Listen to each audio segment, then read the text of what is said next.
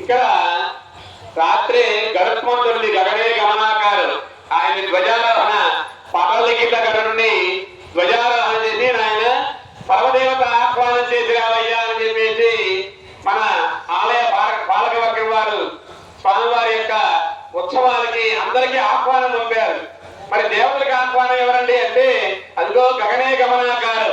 ఆ గమనాకారంలో ఆ గగనంలో అత్యంత వేగంగా వెళ్ళి దేవతలందరికీ కూడా ఆహ్వానం పలికాయట గరుత్మంతుడు. వారు వచ్చారు కళ్యాణ మండపానికి. ఇప్పుడు వారికి పూజా కార్యక్రమం అతిపాలన పూజా కార్యక్రమం జరుగుతూ ఉంది.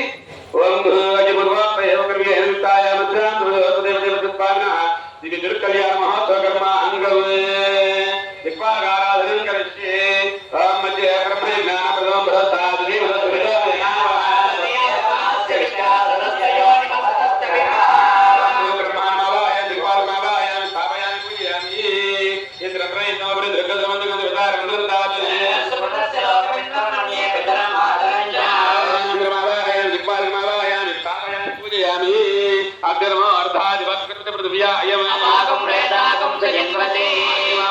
దిక్పాలకమావాయామి స్థాపయామి పూజయామి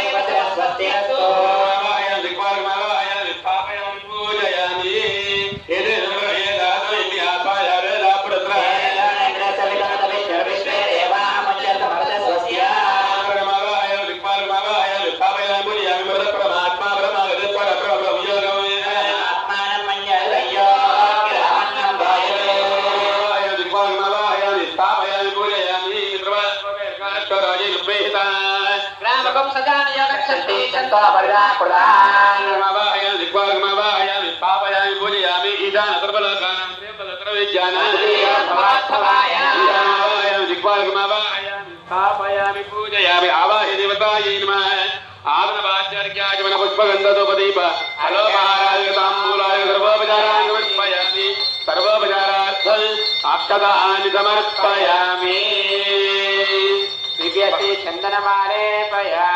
ఇప్పుడు దేవతలంతా కూడా వచ్చి కూర్చున్న తర్వాత ఏమండి ఇప్పటి వరకు కళ్యాణ మహోత్సవంలో ఏ విఘ్నాలు లేకుండా జరిపించమని ఆ విశ్వక్షేణ భగవాను వేడుకున్నా.